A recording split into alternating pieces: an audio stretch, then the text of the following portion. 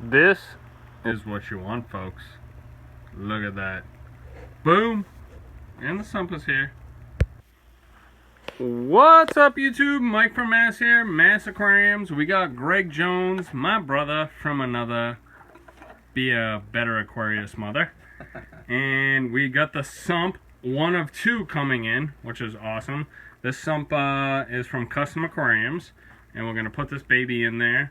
Greg has built this stand pretty much 95% himself, with me drilling a few screws in.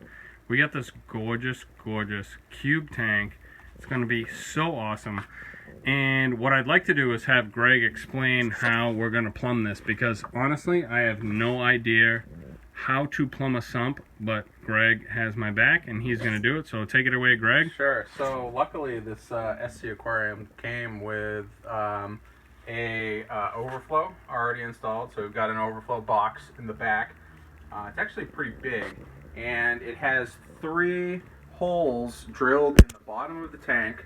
They are for 1-inch bulkheads, so we've got 3 of them. Traditionally, how this works is you use one of those holes for your return line for your pump to pump water back up, and then you use the other 2 for your overflows. And so this is the stuff that was sent with the aquarium, and we can walk through what it is and I think what we're going to do to sort of modify it. So this is your return setup, and essentially what we have here is a 1-inch bulkhead. They're all 1-inch bulkheads, and this is actually one of the first things I think we're going to upgrade are these bulkheads. These are slip by slip bulkheads, which means these fittings can slip right in, but they're also incredibly loose. So in the event of a power outage, water would seep through here and it would overflow onto the floor.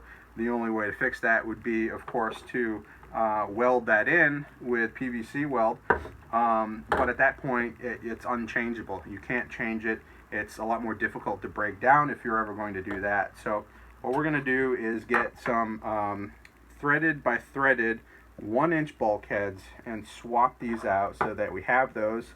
The only thing different here then that we would do is use a 1-inch PVC adapter, threaded adapter, and some Teflon tape. That would make this a permanent, or at least waterproof seal, but it would allow us to unthread that and take the whole thing apart if you ever wanted to move it or clean it or anything else. The top part of this is okay. I actually like how all of this is designed. So your pump is pumping water back up, and then it splits up here. You've got your lock line fittings, just like most like marine aquariums would have, and that's going to allow your flow to sort of come in from both sides and allow you good surface agitation. You can also point one up, point one down, whatever you want to do to sort of get the right flow in the tank. So that leaves us with 2 more bulkheads to deal with. These are also slip by slip right now, and I'm going to switch those over as well. And the first one that we have here for our overflow, this is a Durzo standpipe. So anyone that's not familiar, a Durzo standpipe is designed so that your water, when it raises up in the back, is able to come in through here and it rushes down this tube. But it's actually fairly silent because there's just a little hole drilled in the cap here. If you were to take that cap off, you'd hear the rushing sound of the water going down the overflow, and a lot of people find that annoying. So this design, the Durzo standpipe design, allows you to eliminate probably 90% of that noise just by putting a small hole in a cap and then slipping that on. It's important though that you do have a breather hole of some sort, because if this was just completely capped off, you would be creating a siphon, and you don't want to do that because it's an overflow. And then the third one over here, I'm not 100% sure what the intention of this one was, if it was just sort of a spare or if this was sort of like a secondary overflow that's a little bit, actually a lot shorter than the other one.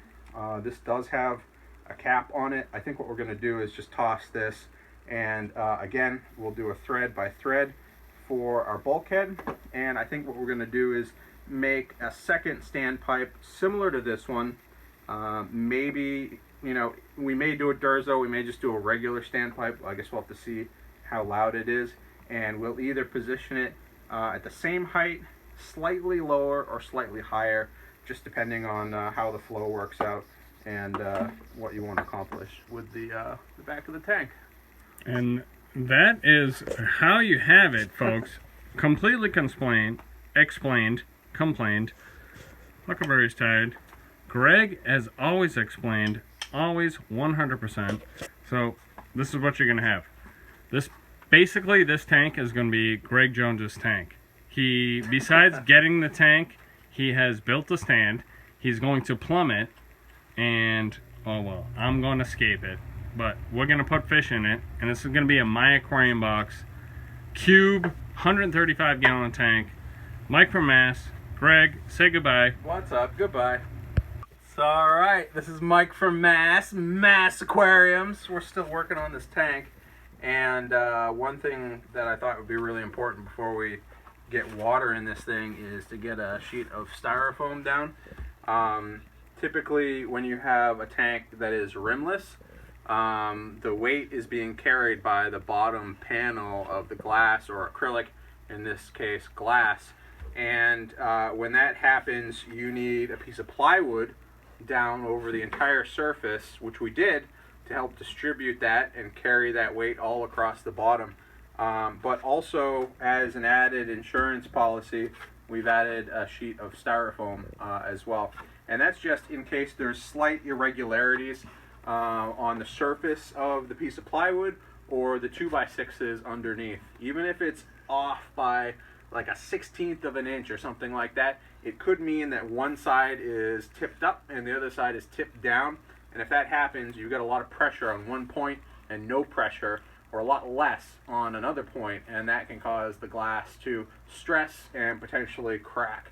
So with a piece of styrofoam, the whole thing will sort of self-level. It's sort of like a nice little bed for it to sort of nest into, and it will compress a little bit, but it will compress where it needs to. So the places that might be up a little bit, it won't compress as much. The places where it's down a little bit, it will compress a little bit more, and it all sort of evens out in the end. So that's what we're doing here. Look at that beautiful styrofoam. All over the floor. Huck, it is not a dog. Guys. But he loved it.